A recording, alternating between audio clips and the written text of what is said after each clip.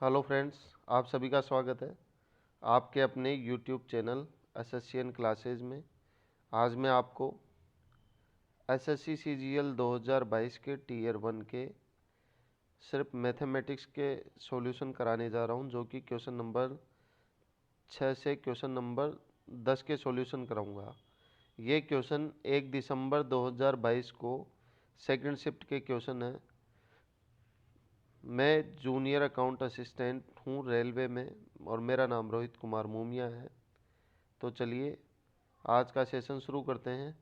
और सेशन शुरू करने से पहले जो भी student text book application use करता है उसके लिए ऑफ़र कोड है URJD7F। इस कोड का यूज करके आप मैक्सिमम डिस्काउंट प्राप्त कर सकते हैं टेक्स्ट बुक पे। एक बार फिर से ऑफ़र कोड सुनिए, URJD7F। तो चलिए आज का सेशन शुरू करते हैं। आज का फर्स्ट क्वेश्चन है क्वेश्चन नंबर 6। उन संख्याओं के महत्तम समापवर्त्य और लघुत्तम समापवर्त्य के बीच का अनुपात क्या है जिनका लघुत्तम समापवर्त्य 48 है और संख्याओं का गुणनफल 384 है। तो आपको एक लॉजिक बताता हूँ मैं। मान लो दोनों संख्याएं हैं, पहली संख्या है AX और दूसरी संख्या है BX। और AX और BX क्योंकि लघुत्तम समापवर्त्य लेते हैं अपन, तो उनमें एक उनका HCF एक यूनिक कॉमन फैक्टर होता है उनके बीच में, इसलिए x इनके बीच में यूनिक कॉमन फैक्टर है। तो इनका x तो हो जाता है इनका HCF। और LCM के लिए इनमें जो भी unique common factor unique factors होते हैं, कॉमन फैक्टर्स नहीं, जो भी यूनिक फैक्टर्स होते हैं उनका मल्टीप्लिकेशन LCM होता है। तो ये होगा A into B into X. अब और ये कितना दिया हुआ है अपने को 48। और जबकि दोनों संख्याओं का गुणनफल कितना है 384, मतलब AX इंटू बी एक्स, ए इंटू बी इंटू एक्स हो जाता है एक्स स्क्वायर। और ये कितना है 384। जब अपन A into B into X square में ए बी एक्स का अगर अपन भाग देते हैं, मतलब 384 में जब 48 का भाग देंगे तो सब कुछ कैंसिल हो जाएगा और एक्स की वैल्यू आएगी अपने पास में। 384 में आप 48 का भाग दोगे तो अपने पास में भागफल आएगा 8, तो एक्स की वैल्यू हो जाएगी 8। अब अपने पास में लघुत्तम समापवर्त्य कितना दिया हुआ है, ए बी एक्स की वैल्यू कितनी थी अपने पास में 48। तो फिर ए बी की वैल्यू कितनी होगी, अपन एक्स से इधर भाग देंगे तो ए बी की वैल्यू हो जाएगी अपने पास में 6। अब 6 को अपन कैसे कैसे कर सकते हैं, या तो 1 इंटू 6 कर सकते हैं या 2 इंटू 3 कर सकते हैं। 2:3 या 3:2 अपने पास में ऑप्शन में कहीं भी नहीं है, इसलिए अपन लेंगे 1:6 और यही अपना आंसर होगा। अब देखिए क्वेश्चन नंबर 7। क्वेश्चन नंबर 7 है, इस तालिका का अध्ययन करना है हमें जिसमें दुकानें दी हुई है, दुकानों में वस्तुओं की संख्याएं दी हुई है, फिर एसी, कूलर और पंखों का अनुपात दिया हुआ है और प्रत्येक की अलग अलग रेट दी हुई है कि कूलर की रेट क्या है, एसी की रेट क्या है, पंखे की रेट क्या है। और हमसे क्वेश्चन पूछा गया है इसमें कि कुल राजस्व का प्रतिशत ज्ञात करें जो दुकान ए से कूलर की बिक्री से आता है। यह मान ले कि दुकान ई से सभी वस्तुएं बेची जा रही हैं और दी गई सभी दुकानों से केवल 3 वस्तुओं की बिक्री की जा रही है। तो चलिए इसे सॉल्व करते हैं। ये क्वेश्चन है और इसके ऑप्शन यहाँ पर है। तो अब इसे सॉल्व करते हैं अपन। इस क्वेश्चन की सॉल्यूशन के लिए हमें क्या करना है कि जो दुकान ए है इसकी कुल बिक्री निकालेंगे अपन। तो सबसे शॉर्ट करने के लिए ऐसा करते हैं अपन कि सिर्फ जो कूलर, एसी और पंखे का जो रेशियो दिया हुआ है, उसी रेशियो उन रेशियो को ही उनकी की उनके प्राइस से अपन मल्टीप्लाई करते हैं। तो कुल बिक्री कैसे निकलेगी? एसी इसमें कितनी है? 5। एसी की वैल्यू कितनी है? 26,500 प्लस कूलर कितना है? एक। कूलर की प्राइस कितनी है? 8,000 और प्लस पंखे कितने हैं? 4 और पंखे की प्राइस कितनी है? 12,200। तो आप जब इन सब का टोटल करोगे तो ये आएगा 1,89,300। और अब हमसे पूछा गया है कि यदि दो परसेंटेज कुल राजस्व का प्रतिशत ज्ञात करेंगे जो दुकान ए में सिर्फ कूलर की बिक्री से आता है। और अगर कूलर की बिक्री का रेशियो कितना है? 1, तो कूलर की बिक्री से रेशियो कितना आएगा? सिर्फ 8,000। तो 8,000 का अपन इसमें से प्रतिशत निकालेंगे तो कैसे होगा?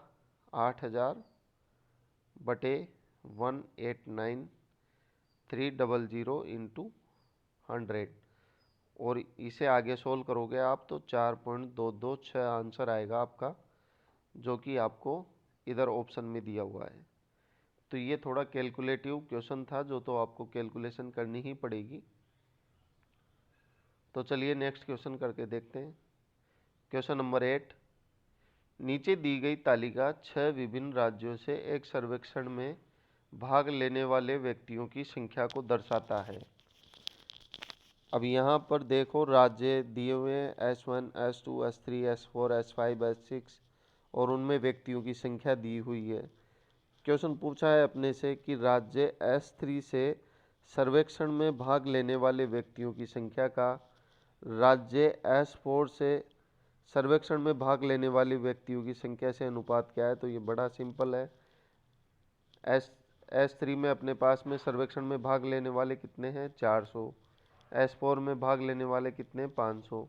और 00 से 00 कैंसिल हो जाएगी और 4:5 अपना आंसर आ जाएगा। फिर देखिए क्वेश्चन नंबर 9, निम्नलिखित तालिका एक परीक्षा में 4 अलग अलग विषयों में 6 छात्रों द्वारा प्राप्त अंकों को दर्शाती है। अब यहाँ छात्र दिए हुए हैं ABCDEF। फिर SST, उनमें से SST में नंबर लाने वाले, भौतिक में नंबर लाने वाले, ये दिया हुआ है। और क्वेश्चन पूछा है अपने से कि उन छात्रों की संख्या कितनी है जिनके कुल प्राप्तांक प्रतिशत अंक 80% और उससे भी अधिक है। तो ये तो बिल्कुल ही कैलकुलेटिव है, ये तो करना ही है कि अपने अधिकतम अंक कितने हैं? 100। और टोटल विषय हैं 4। अगर 4 विषय हैं तो कुल अंक कितने हो जाएंगे? 400। और ये क्वेश्चन पूछा है कि 80% या उससे भी अधिक होने चाहिए। तो 400 का 80% होगा अपने 320। और जिनके भी अंकों का सम 320 से ज़्यादा होगा उनकी काउंटिंग ही अपना आंसर होगा। तो देखना यहाँ पर छात्र ए के प्राप्तांक भी 320 से ज़्यादा होंगे, क्योंकि अगर अपन इंडिविजुअल एक सब्जेक्ट का लेते हैं 100 तो उसका 80% होता है 80 मार्क्स। जबकि छात्र ए के सभी विषयों में प्राप्तांक 80 या 80 से ज़्यादा है, अतः ए तो होगा। यह इसे अपन इसके प्राप्तांक 80% या उससे अधिक होंगे। दूसरा बी भी होगा, क्योंकि बी के प्राप्तांक 80 या 80 से ज़्यादा ही हैं। तो बी के प्राप्तांक भी, टोटल प्राप्तांक भी 80% से ज़्यादा होंगे। और सी के प्राप्तांक नहीं होंगे, क्योंकि सी के 80 या 80 से कम है, अतः सी नहीं होगा। और डी होगा, क्योंकि इसके प्राप्तांक 80 या 80 से ज़्यादा है। एक 80 से कम है 75, जबकि एक 80 से 5 ज़्यादा है।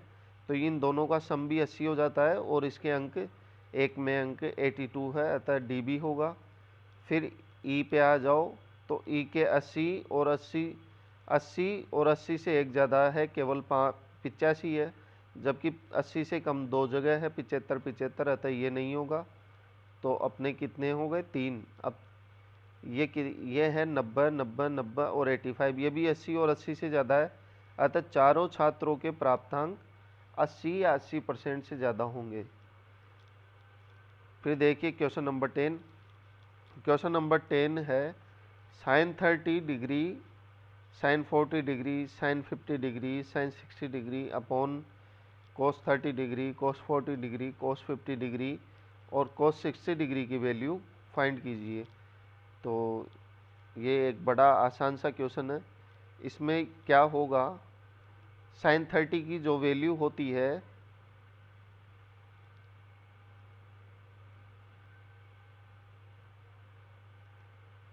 sin 30 की जो वैल्यू होती है वही cos 60 डिग्री की वैल्यू होती है। cos 30 की जो वैल्यू होती है वही sin 60 डिग्री की वैल्यू होती है, अतः ये दोनों कैंसिल हो जाएंगे। फिर इसके बाद बचा क्या अपने पास में, sin 40 sin 50 upon cos 40 cos 50। तो sin और cos के सेंस में ऐसा होता है कि अगर sin theta is equal to cos 90 degree minus theta है, या ये मान लो आप कि sin थीटा और cos थीटा में उन दोनों के कोणों का योग अगर 90 डिग्री हो, जैसे sin A प्लस